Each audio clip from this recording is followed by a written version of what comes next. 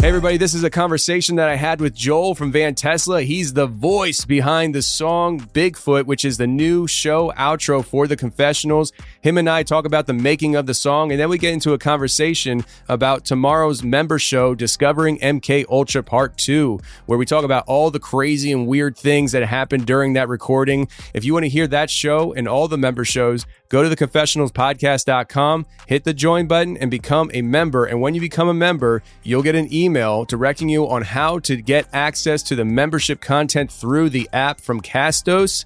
Now, I hope you guys enjoyed this conversation with Joel, so let's get to it.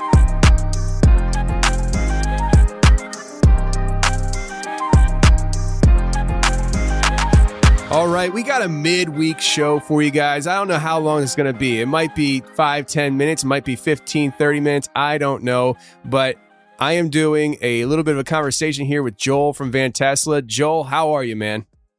I'm good, Tony. How you doing? Man, I'm doing good. So, Joel, just yesterday on the Tuesday show, we released the first time ever the outro song called Bigfoot, which was made for the Confessionals by Van Tesla. Thank you very much, sir. No problem, Tony. No problem, Tony. I appreciate it, man. I really do. It was something that I've been wanting to do for a long time. And, I was just so excited to, first get to meet you and have you in the studio a few months ago and stuff. And then I needed a show outro. And you know what? Let's play the show outro right now. So anybody who maybe didn't hear yesterday's show can hear what we're talking about. This song is called Bigfoot, and it's the show outro from here on out. It is the custom show outro. After you hear this show, we'll get into the making of the song and how it came about. But here is Bigfoot by Van Tesla. Let's go.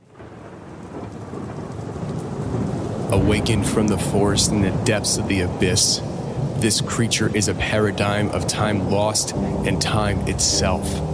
It fears no one. It adheres to no rule that man can create. It forges its own path, and yet its path remains hidden from the world.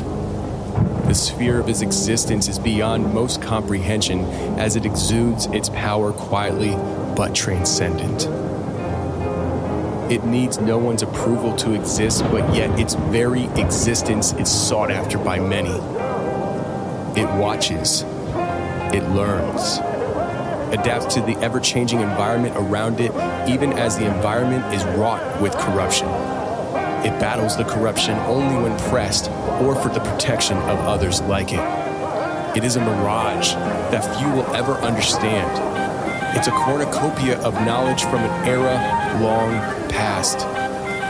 It's free. It's Bigfoot. My fantasies always consisted of making it big. My soul was nothing more than a bargaining chip. Marketing is what they tell you to do and what you're willing to give. LARPing to the fullest extent. I don't wait, I shoot first like Han on a roadie. And these people don't understand me like reading a Nokian. Stretched thin, like pulling an accordion. My heart ain't primordium. All these historians telling us lies, setting aside. Everything is medicalized. Politicians selling the ride. I bet 'em a die where the relevance lies. They dressing alike, reptilians. My resilience is brilliant. I'm here to lead the rebellion on Hellion, salient, alien with no melanin. I'm a Yeti, ain't hiding from Armageddon. Come and find me, I ain't even hiding. We ain't the same, I play no games. You do not know me, I don't hold back. I just speak facts, you cannot hold me. I'm under pressure, oh, take back your structure. No, I ain't going down, I want another round. I'm a legend like Bigfoot. They want to take me away. I'm in my own zone today.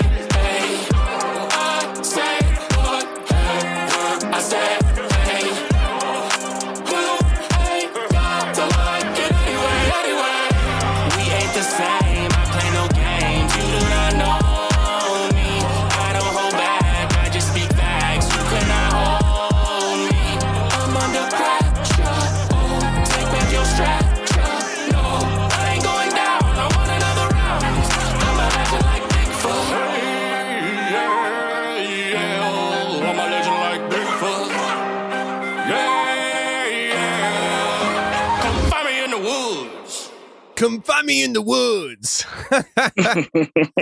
Dude, man, I freaking love that song, man. I love that song. And I want to say thank you so much for making that song. It is actually, you guys made it a single for your releases, right? Yeah, I did. I know we had talked about that before when you'd asked me about possibly doing an outro song for you.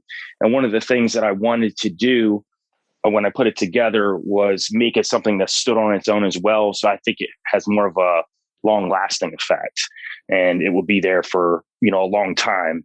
So for me, that was important to not only do something good for you, but just good that I can put out there for everyone to hear as well. Yeah, well, I appreciate it, man. I think it's freaking awesome. And, I want to let the audience know kind of why I even needed a custom show outro. Now, I can go on forever using Van Tesla outro music. We can do that, and that's technically what we're doing anyways. But we started running into issues. Right.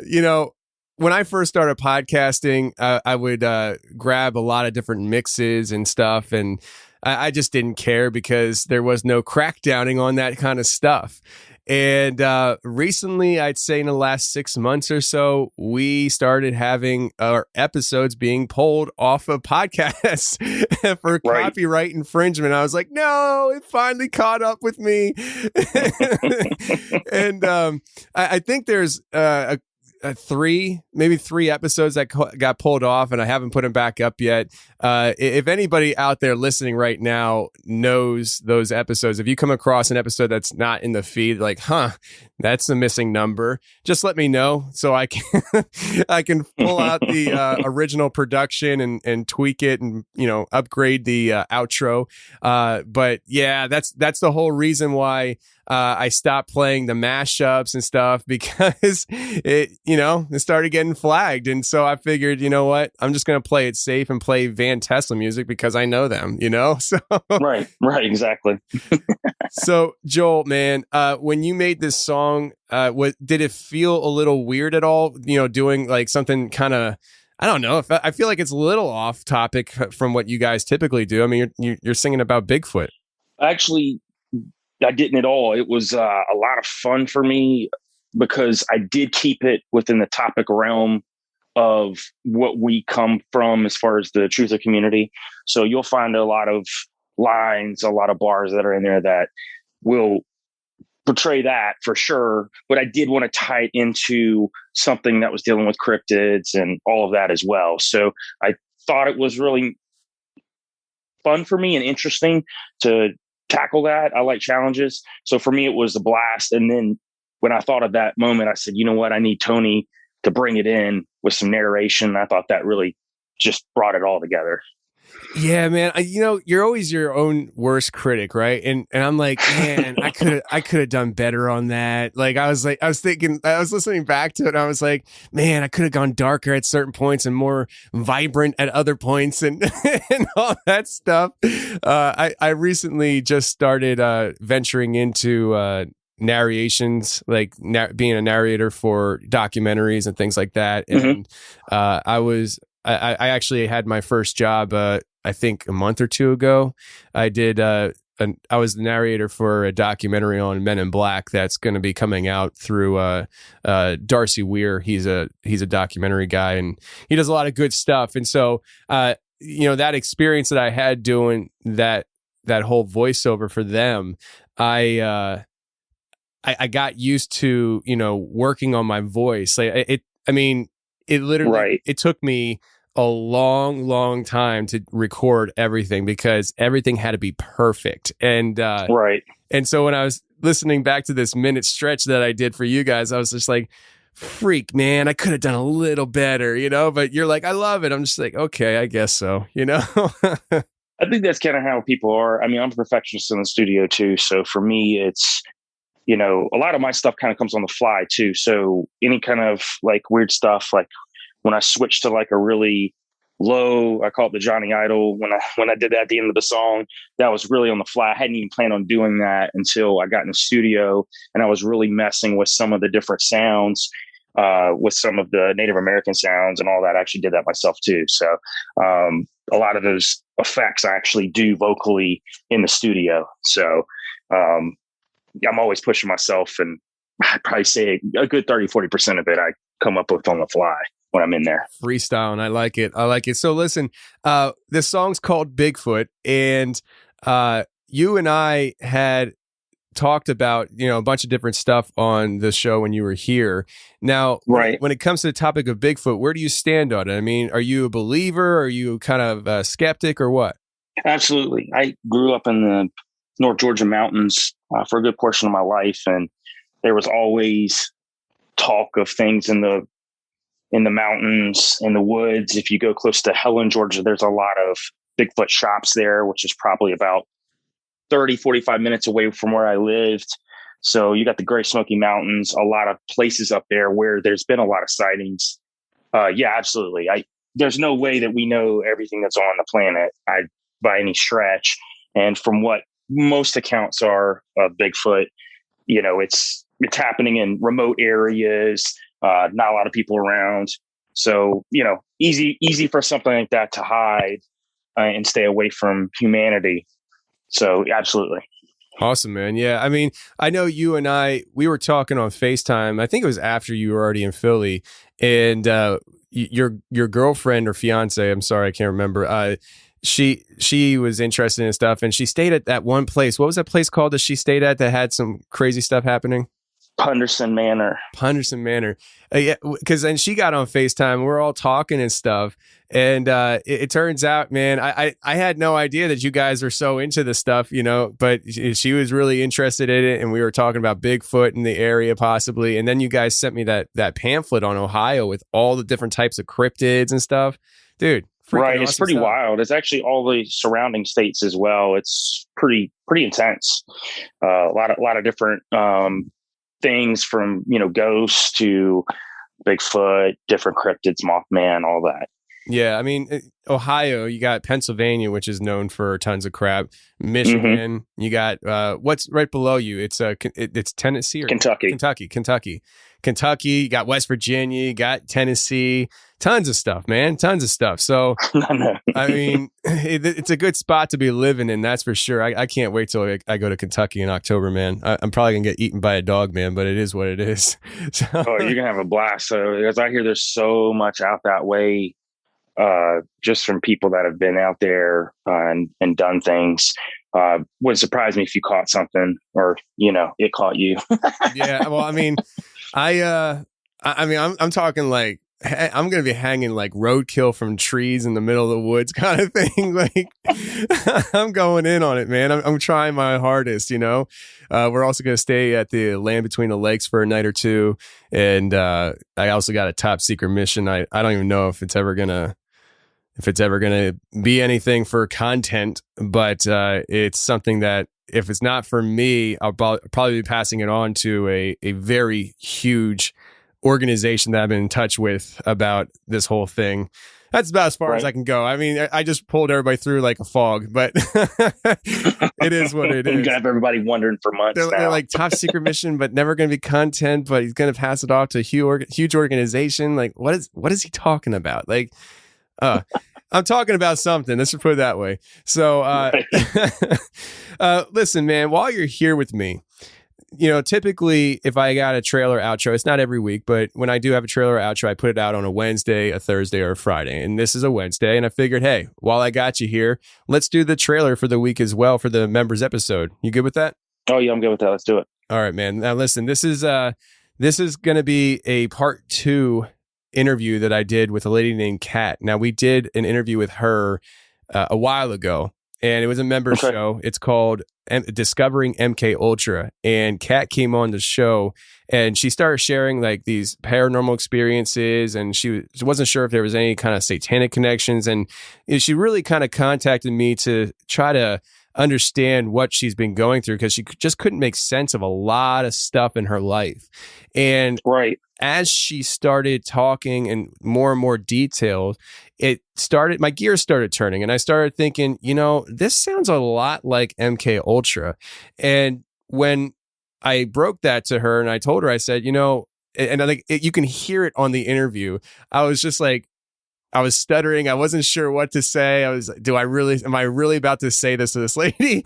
And Right. I said to her, I think you might have been part of MK Ultra. And she just was like, I need a break. And we hung up the phone and we reconnected later and we finished the interview. But ever since that interview, her and I have been in constant communication. And her one friend that she went through a lot of this stuff as a child, and they're best friends as adults. So she actually has somebody in her life that went through a lot of this stuff with her and can vouch for her that she's not just crazy. You know, it makes her feel a little better. And we did this interview with Kat, the part 2, and we're planning on doing a part 3 where we bring her friend on as well, and all 3 of us talk. We're planning some MK Ultra roundtables, a lot of different stuff. But what is MK Ultra without a weird thing happening during an interview? I got right. Dude, man, I'm telling you, we were rolling about an hour and things were running smooth. And she talked about different politicians she's crossed paths with, her mom, a lot of different stuff, touchy stuff. And when I asked her a question about something she said in the beginning of the show about this one school she was attending and how they were putting her in this like barn or cage type situation, that's when the whole interview went berserk. I mean, it really, hindsight looking back at it, it really seemed like somebody was interfering with my show. Because even when I was editing it, now it's going to air tomorrow, and you know it's all done and ready and produced. But so when I was looking at the audio waves, there was certain points when things were getting messed with that you could literally see her. Now when I record, I record a guest on one channel and I'm on another channel. That way they're 2 separate files. I can clean them separately. I can have a lot more flexibility with editing. And when I'm editing her and my audio and kind of making the show, I see that at one point in this like messy chaos that people are about to hear, her audio that's on her channel switches over to my channel. And then it starts recording her channel and my channel together. Then it drops back to her channel, but partly on my channel, like maybe 75% her channel, 90 or 25% my channel. Then it switches back like to both of our channels. Then it's like 95% my channel, like 5% her channel. And like it did this for about, I think it was maybe like a 5-10 second period where it's just like back and forth, back and forth, back and forth. And I'm like, I'm looking at this and I'm like, you gotta be kidding me. Like not only, yeah, that's weird. Not only was there berserk stuff happening that I caught on audio with, you know, like she's talking, I'm talking, but she cannot hear me at all. And she's like asking where I'm at. And I'm like, I'm right here. And she cannot hear me.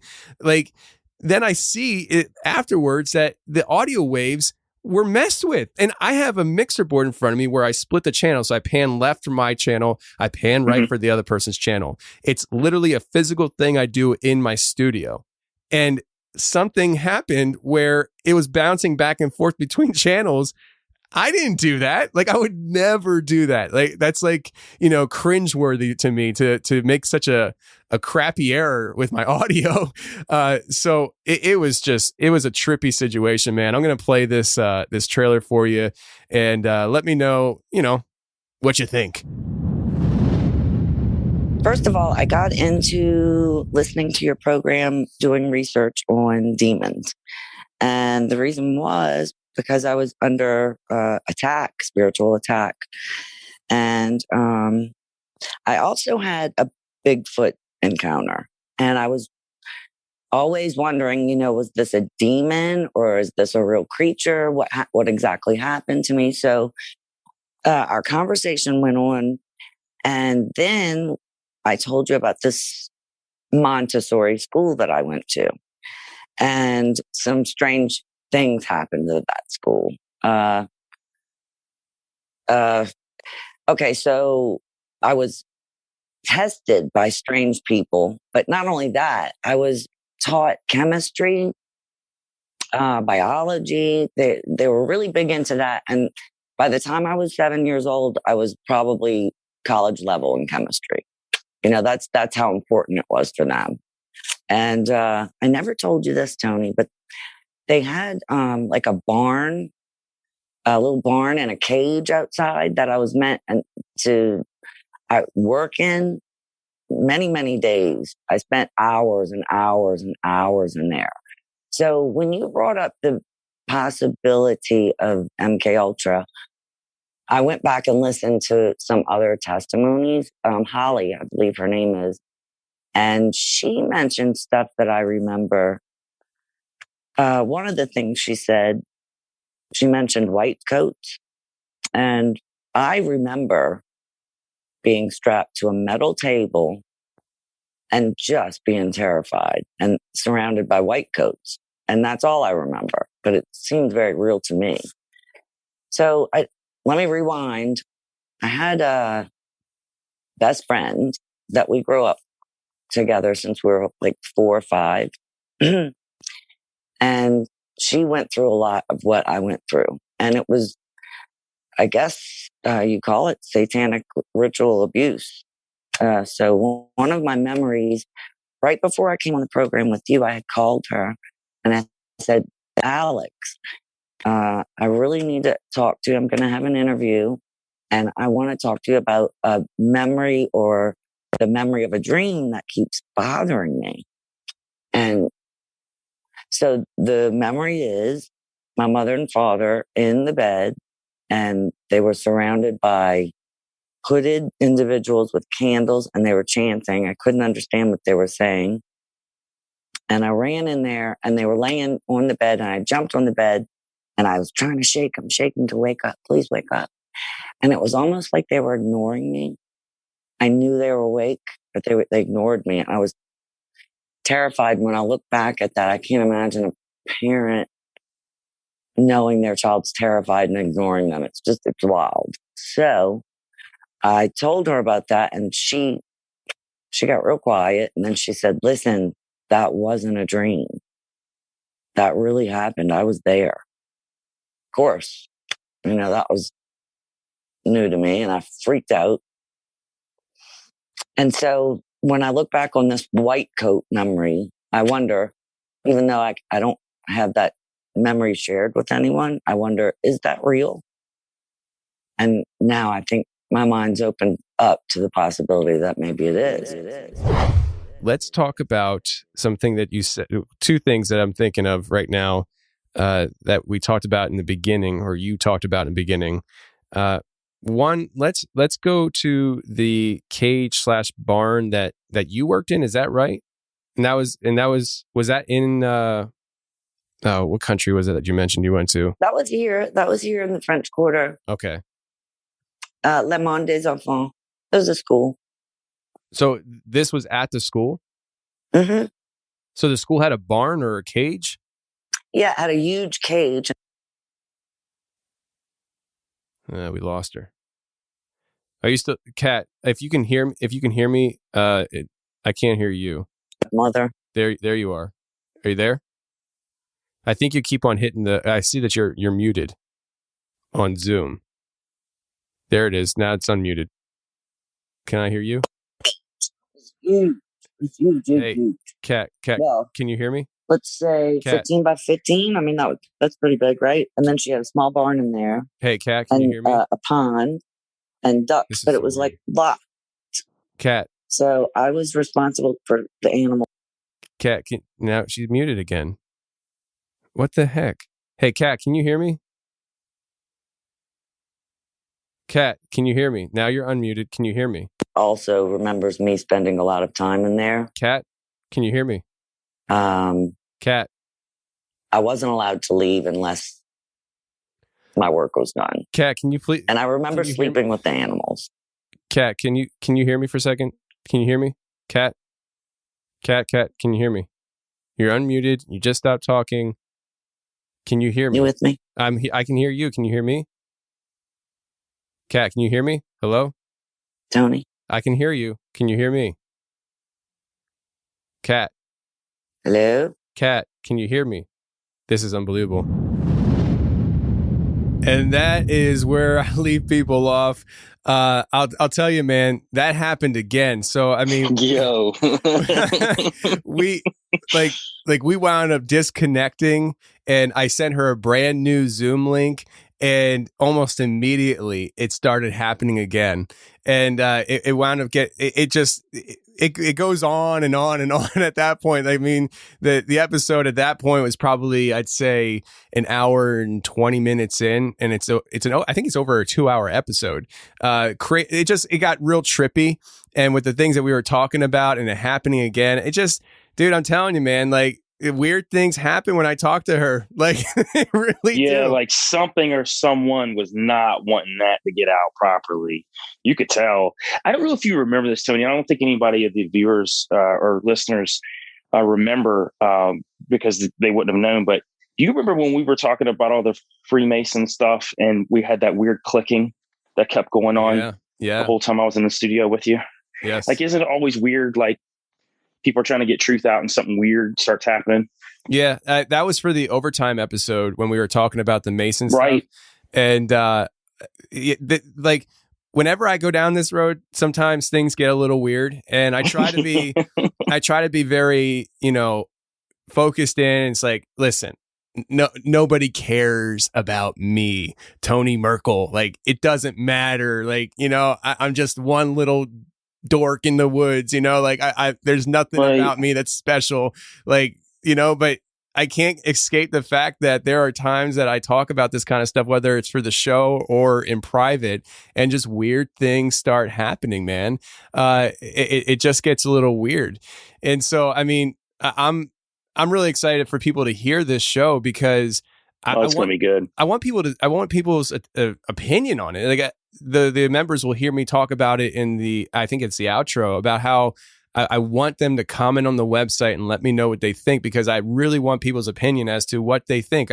I'm also posting a picture on the website for members where there's going to be, I break down the sound waves and I actually show them the sound waves that I'm talking about and how they can see it actually switching back and forth. I have like a whole color code color key so they can kind of really read the description as to what's happening at certain points.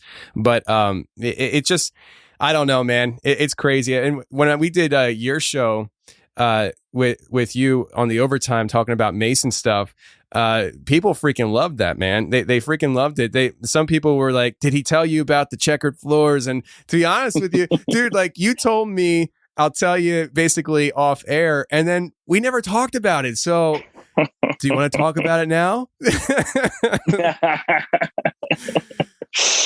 Yeah, I do have something interesting to tell you, though. So since we did the show, I've been in the studio twice, and I've had two very strange things happen while I was in the studio. It was almost like something was trying to stop me from getting out what I was trying to get out.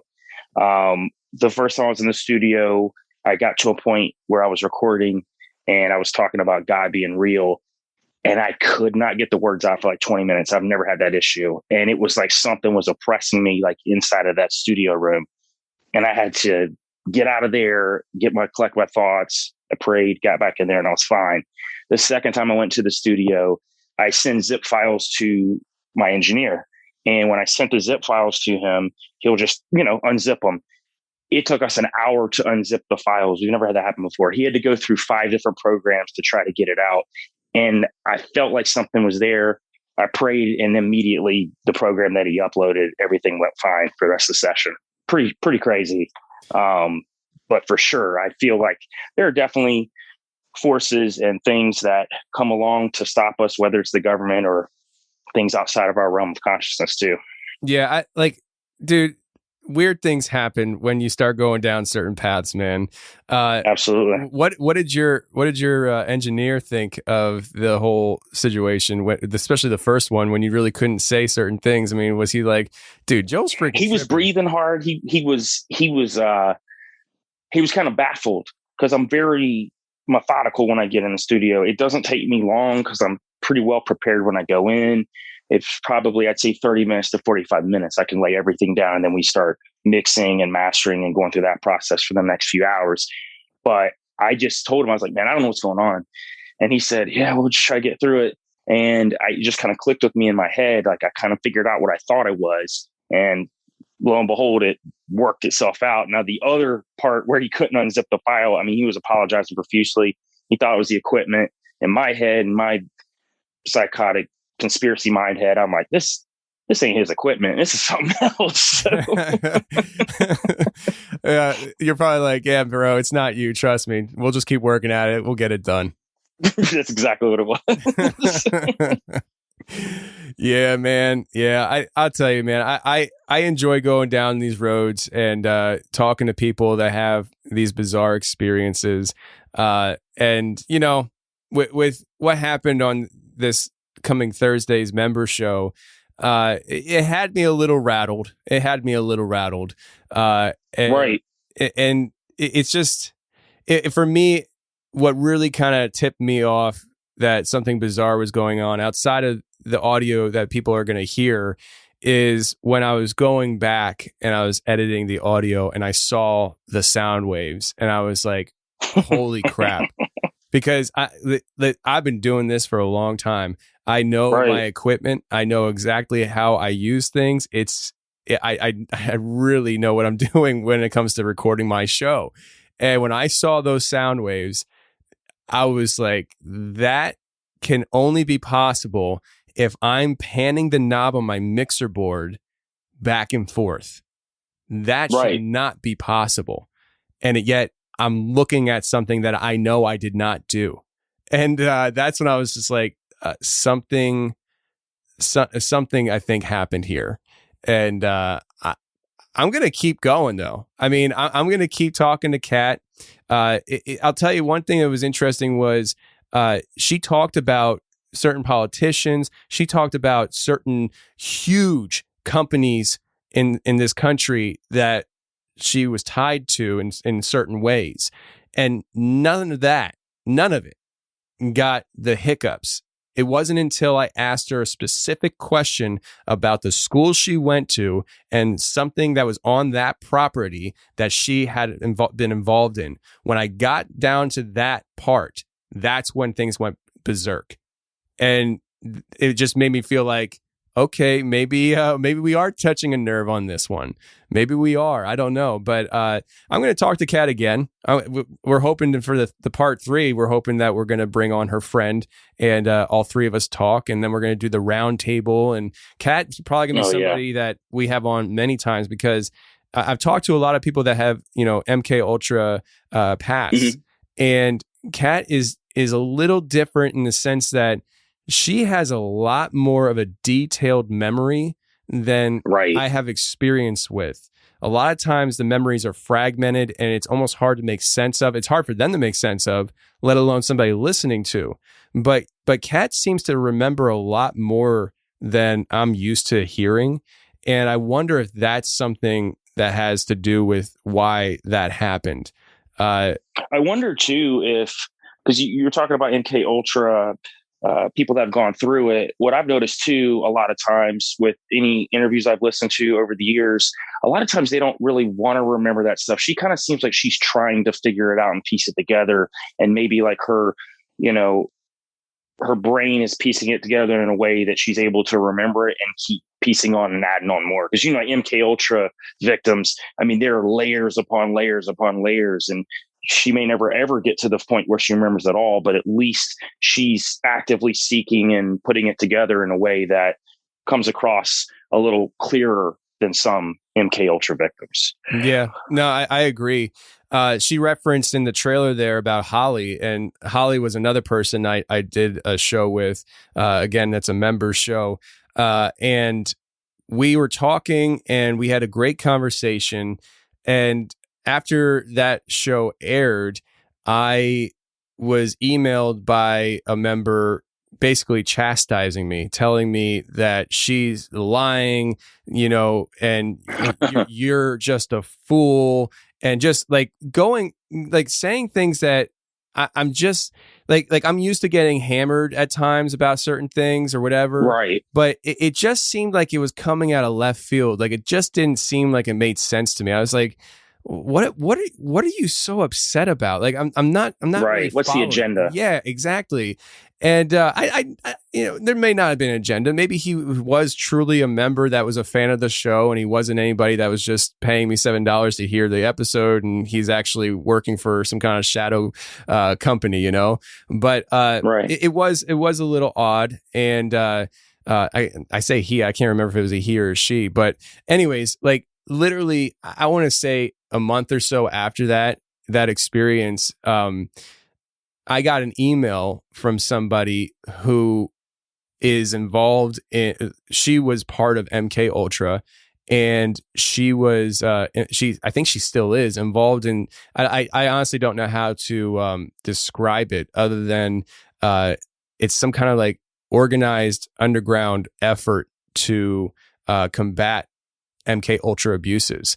And she heard that. Interesting. She heard that episode, and she wanted to confirm to me that Holly is who she says she is, because she was tasked at one point to recruit Holly for their organization. And she sent me, and now I don't know what happened, because she didn't wind up, I don't think she wound up contacting Holly, or at least she hasn't yet. But Okay. she sent me pictures of letters that were written to her and emails that were written to her talking about Holly with her first and last name. And so I knew we were talking about the same Holly. And Right. And so for me, I was like, well, that was timely. Like I had Right, this one exactly. person angry that I aired this episode, and then this person emails me and says, "Hey, I basically want to confirm to you that, you know, Holly is who she says she is, and this is why, and this is how." You know, like, Oh, wow. yeah. So that was interesting. And so when I do the roundtable, Holly will definitely be on that roundtable. Oh, that's gonna be awesome. But yeah, man, yeah. Listen, you live one time, and you got to try your best with life and enjoy the process. And that's what I'm doing. So, you know, MK Ultra is something that I find interesting. It ties into with a lot of other topics, the satanic ritual abuse. It ties in with the idea of the 20 backs, the secret space programs. It ties in with so much stuff that I think that's why I find it so interesting, because there's like an endless road of trying to figure things out and piece puzzles together. And you know, I am very grateful that some of these people reach out to me and want to talk to me about their experiences. But anyways, listen, Joel, Bigfoot, I love the song. I appreciate you doing the song for me. It's going to be a staple on the show moving forward. And who knows, maybe we'll do other songs in the future. You know, maybe we'll do a song about, I don't know, Mothman or something. I don't know. Who knows? But you know, I'm down. yeah, man. Like, I mean, maybe we'll eventually have enough songs to release our own The Confessionals album of outro songs by Van Tesla. You know, so Oh, that'd be awesome. yeah, man. Like I said, you only live one time. You got to try new things and see what happens and see if people like it. So I appreciate you coming on, man. And anybody who's listening, if you want to hear that episode coming out tomorrow, the Discovering MK Ultra Part 2 with Kat, all you got to do is go to the website, theconfessionalspodcast.com, hit the join button, and you'll become a member when you hit that join button and sign up to become a member. Once you become a member, you will get an email, and that email will be titled The Confessionals Members via Castos. And it will have instructions on how to download the Castos app and access all member content on that app. So we do have an app, and we're digging it. Joel, you've been on that app. How do you like it? I love it. I think I hit you up the other day. I said, man, this makes it so much easier just scrolling through, getting to wherever you need to get to. Yeah, I encourage everybody to go get it too, because the members only stuff is phenomenal. I appreciate it, man. I appreciate it. Yeah, the app Castos, they launched that service literally a week before I started going public with it. So like it's on version 1.0. It's only going to get better. I have pretty much a direct line of communication with the higher ups at Castos. That's awesome. We've been talking and sharing ideas, and we're going to be coming out with a comment section on the app so people can comment on the or on the app. They have a really cool feature that they're going to be including in part of the comments. I don't want to drop the bomb because I don't know if I'm allowed to talk about it or not, but it's a really cool, unique thing. And we're just trying to tweak things and make it better for the user experience. So a lot more updates, a lot more version 2.0, 5.0, 10.0, you know. But right now, I love it. I dig it. It sounds like you like it. I've been getting a lot of positive feedback. So if anybody wants to hear member shows, tomorrow's show with Kat, MK Ultra, just go to the website, theconfessionalspodcast.com, hit the join button, become a member, and you'll get access to that app and all the membership content through the app and on the website. I'm still posting the stuff on the website for you guys as well. And Joel, man, thanks for being here. Thanks, Tony.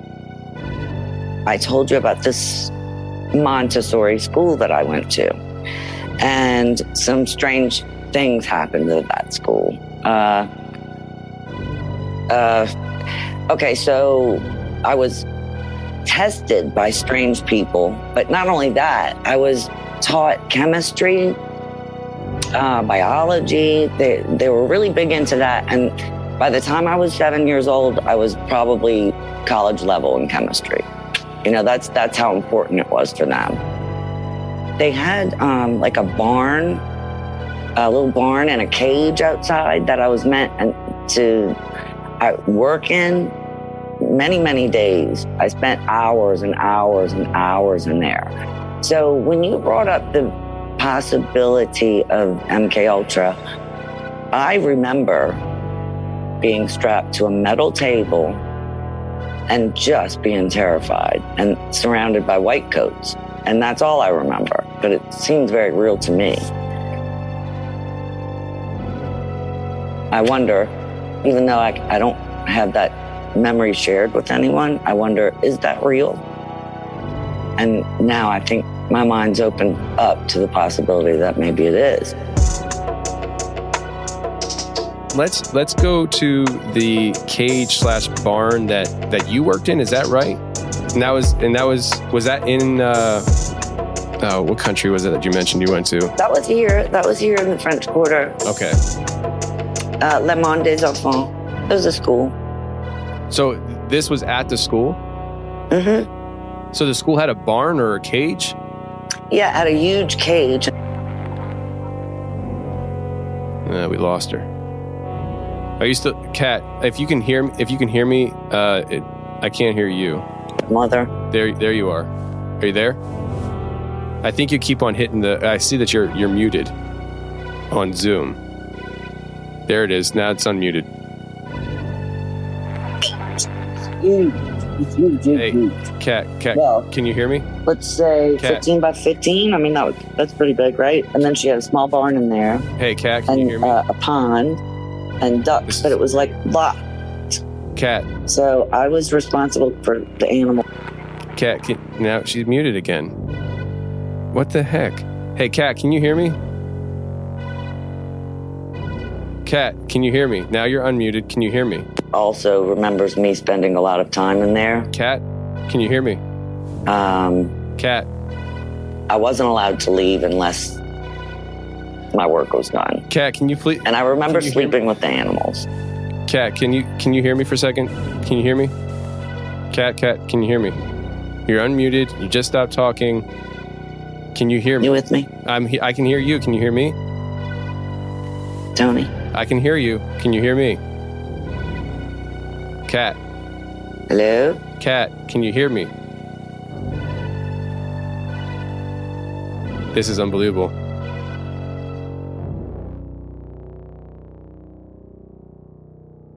Hey, thanks for watching The Confessionals on YouTube. If you like what you heard, hit the subscribe button, hit the share button, and hit the like button. That would be a great help to me. And if you want more of The Confessionals on a weekly basis, every Thursday I come out with a special show just for members on my website. So if you want to check that out, go to theconfessionalspodcast.com, hit the join button, and become a member today. And every Thursday, you'll get a new show, and you can binge on previous shows, which there's almost 100 of them. So if you love the show, go ahead and check it out. But thank you very much for being here on YouTube and checking out the channel.